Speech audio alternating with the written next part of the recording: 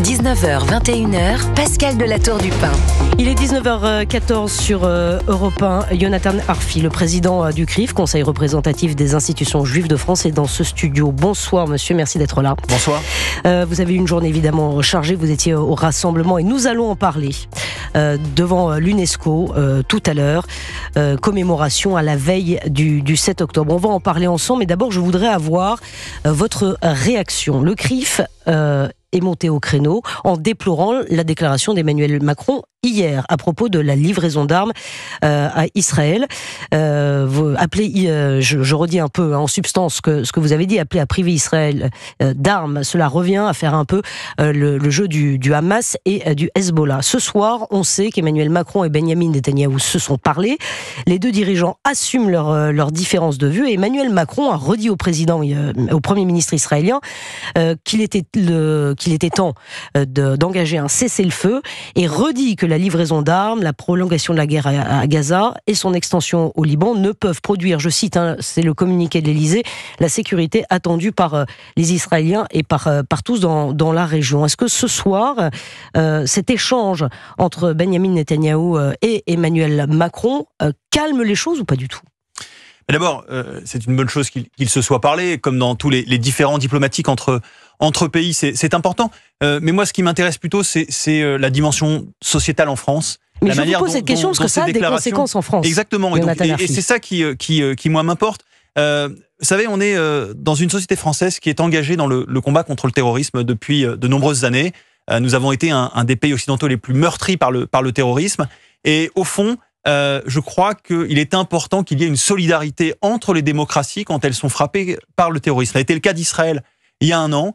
Beaucoup de Français sont morts. 42 Français ont été tués par le Hamas le 7 octobre dernier.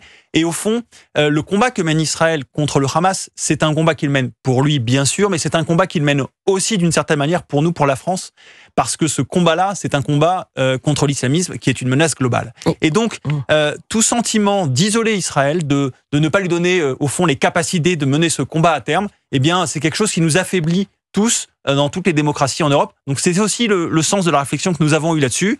Je pense que par ailleurs, il faut garder en tête que tout le monde est attaché à un cessez-le-feu, les Israéliens d'ailleurs les premiers, mais la question c'est quel cessez-le-feu et avec quel partenaire en face. Il n'y a pas de cessez-le-feu possible, on le sait, avec une organisation terroriste. Les organisations terroristes doivent être vaincues et les otages libérés. Jonathan Arfi, parlez-moi d'Emmanuel Macron qui persiste et signe, tout en évidemment reconnaissant le droit à Israël de se défendre. Est-ce que vous avez eu le sentiment, et peut-être la communauté juive de France, d'avoir été trahi par le chef de l'État ? Non, écoutez, il y a eu des mots qui, effectivement, nous avons déplorés vivement. Je le dis parce que nous l'avons expliqué hier. On a eu le sentiment que ces mots-là ne traduisaient pas la compréhension de ce qu'est la menace existentielle qui pèse sur Israël et à travers Israël, en fait, sur le monde juif, parce qu'il faut comprendre ce lien. Quand l'Iran s'en prend à Israël, ils s'en prennent à Israël parce qu'il s'agit d'un État juif et l'Iran menace directement le monde juif dans son ensemble. Et au fond, nos démocraties libérales de manière générale. Et donc, c'est aussi pour ça que nous réagissons et que nous avons considéré que c'était des propos qui étaient malvenus. Et par ailleurs, que la date, évidemment, ajoutait du malaise parce que cette date-là, symbolique à 2 jours de l'anniversaire du 7 octobre, donnait le sentiment qu'au fond, Israël devait mener ce combat, mais ne pouvait pas le mener jusqu'au bout. Et il n'y a pas, face au terrorisme, je répète, il n'y a pas de conciliation possible, malheureusement. Cet après-midi, il y avait un grand rassemblement, on en a parlé dans le journal sur Europe 1, devant l'UNESCO pour rendre hommage aux victimes, aux familles de victimes, pour demander aussi la libération des otages, puisqu'il y a une marche qui est en cours, je le dis aux auditeurs d'Europe 1, vers le Trocadéro pour demander la libération des otages. Il y a encore 2 otages français et 101 otages, je crois, qui sont encore aux mains du Hamas. Et il y avait beaucoup de monde cet après-midi. Est-ce que vous avez eu le sentiment d'avoir été soutenu ? Alors oui, il y avait du monde. Combien de personnes ? Vous avez un chiffre ? On n'arrive pas à avoir les chiffres, pour être honnête. Pas le chiffre, mais effectivement, peut-être près d'une dizaine de milliers de personnes, je ne sais pas. En tout cas, des images qui réchauffaient les cœurs, évidemment. Un signal qui est envoyé aussi en Israël, de dire aux Israéliens qu'ils ne sont pas seuls dans leur détresse, dans leur deuil, que la société française les entend, partage avec eux ce moment-là de difficile, qui est toujours un cap, les 1 an, qui d'ailleurs dans la tradition juive est un temps symbolique qui permet de passer du temps du deuil au temps du souvenir.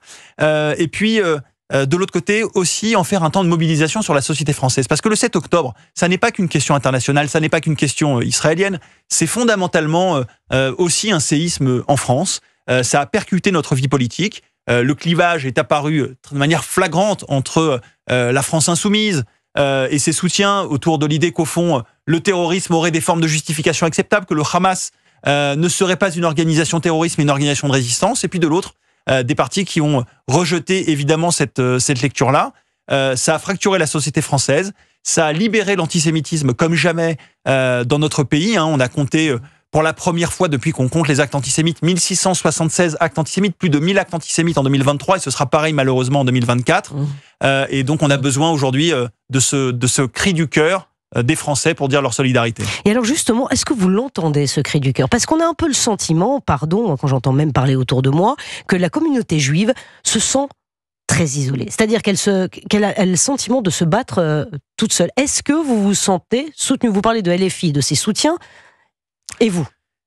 On n'est jamais assez soutenu. Je vais vous le dire très simplement, comme je le ressens bien sûr, que je veux qu'il y ait plus de voix, plus de grande conscience, plus de grandes figures du monde de la culture qui s'expriment en solidarité avec le monde juif face à la déferlante antisémite depuis 1 an, qui s'expriment aussi pour les otages. Moi, je suis frappé du silence qui entoure la question des otages et de nos 2 otages français. Nous avons 2 Français, je veux rappeler ce soir leur nom, Ofer Calderon, Ohad Yahalomi, qui sont détenus par le Hamas depuis maintenant 1 an. Qui en parle? Quel Français sait que nous avons 2 compatriotes retenus aujourd'hui par le Hamas à Gaza? Nous avons besoin que, au fond, les murs du silence tombent et que des Français s'expriment avec leurs mots pour demander cette libération. Là encore, je le répète parce que c'est important, mais le Hamas n'en veut pas qu'à Israël. Le Hamas, c'est l'incarnation à ce moment-là précise d'un combat, celui de l'islamisme qui est mené contre l'ensemble des démocraties libérales. Nous avons la responsabilité de l'entendre. On ne choisit pas les guerres qu'on nous déclare et c'est malheureusement une guerre que le Hamas nous a aussi déclarée à nous Français. Et silence assourdissant, quels sont vos soutiens aujourd'hui? Est-ce que vous les identifiez? D'abord, il y a beaucoup de soutien dans la société française. Nous avons mené 4 études l'an dernier d'opinion sur les Français le 7 octobre. Et la majorité des Français se tiennent aux côtés d'Israël dans le combat contre le Hamas de manière très claire. Il n'y a que 6 à 8% des Français qui considèrent que le Hamas est une organisation de résistance. C'est 6 à 8% de trop, bien sûr. Mais ils sont où ces Français pour la marche contre l'antisémitisme? Ils sont où ces Français devant l'UNESCO? Vous dites 10 000 personnes. Mais finalement, est-ce que c'est pas peu? Ils sont où? Bien sûr que c'est peu. Bien sûr que c'est peu parce qu'il faudrait qu'il y en ait beaucoup plus. Mais je crois que fondamentalement... Est-ce qu'ils ont peur, à votre avis? Vous avez le droit de le penser. Je crois que il y a malheureusement, on le sait dans l'histoire, toujours des majorités silencieuses. Et la difficulté, c'est que on a toujours du mal à faire descendre dans la rue ces majorités, à leur faire entendre que leurs paroles comptent, que nous avons besoin de leurs mots, qu'ils ont une forme de responsabilité. Et ce que nous cherchons aujourd'hui à créer, c'est un peu cet électrochoc qui permet aux Français de comprendre que tout cela les concerne. Ça les concerne pas parce que c'est une question étrangère, mais vraiment parce que c'est une question française qui a des répercussions en France. Et on a besoin de cela. Maintenant, je sais que dans le monde artistique, il y a des craintes, il y a des peurs, il y a des gens qui ont eu peur de s'exprimer parce qu'ils auraient imaginé que s'exprimer pour la libération des otages, alors ça allait leur faire perdre tel ou tel public. C'est quelque chose qui est malheureusement courant. Ce sont les lâchetés et les faiblesses et les renoncements de nos sociétés. Il faut les combattre si on veut relever la tête. Vous parlez à Emmanuel Macron, vous échangez régulièrement avec le chef de l'État? Oui, alors ça arrive. On a évidemment des échanges réguliers. On a des échanges aussi, bien sûr, avec son cabinet. Et donc, que vous dit-il de la situation? Est-ce que vous lui faites remonter évidemment les inquiétudes de la communauté juive de France aujourd'hui, qui se sont prises pour cible? On l'a dit, répété depuis des mois. Certains changent leur nom sur les applications pour se faire livrer à domicile ou prendre les VTC. On enlève les mezuzahs des portes. Il dit quoi, Emmanuel Macron, quand vous lui faites remonter ces informations? Alors, c'est à lui de s'exprimer. Il s'exprimera sur ces sujets quand il le jugera pertinent, évidemment. Mais oui, nous lui faisons remonter, bien sûr, ce qu'est l'état d'inquiétude de la communauté juive de France, ce que sont aussi les colères qui peuvent traverser la communauté face à la situation. Vous savez, le vrai risque auquel on fait face aujourd'hui, c'est les actes antisémites avec la violence que ça génère, mais c'est aussi le risque du grand effacement de la communauté juive de France. Au fond, qu'il y a une forme d'invisibilisation progressive, que par vigilance, certains retirent la mezouza, vous le disiez, de la porte, que d'autres changent leur nom sur les applications mobiles et ainsi de suite, et qu'on ait des juifs qui peu à peu s'effacent. Et ça, c'est pour moi quelque chose qui est insupportable parce que ça viendrait offrir aux antisémites une forme de victoire symbolique. Et cette victoire-là, je ne veux pas leur donner. Je considère que notre responsabilité collective, juifs ou non juifs, dans ce pays, c'est de ne pas offrir cette victoire-là aux antisémites, de considérer que la vie juive doit continuer à s'affirmer dans le dialogue avec la société. Bien sûr, nous sommes des citoyens français pleinement engagés dans le débat citoyen, mais je ne veux pas que nous offrions notre peur en trophée aux antisémites et aux terroristes. Demain, c'est une journée importante, 7 octobre. Il va y avoir des rassemblements, des commémorations. Au niveau de la sécurité, Yonatan Arfi, c'est une vraie question, président du Conseil représentatif des institutions juives de France. Est-ce que vous avez des informations sur la sécurité qui va entourer ces rassemblements ?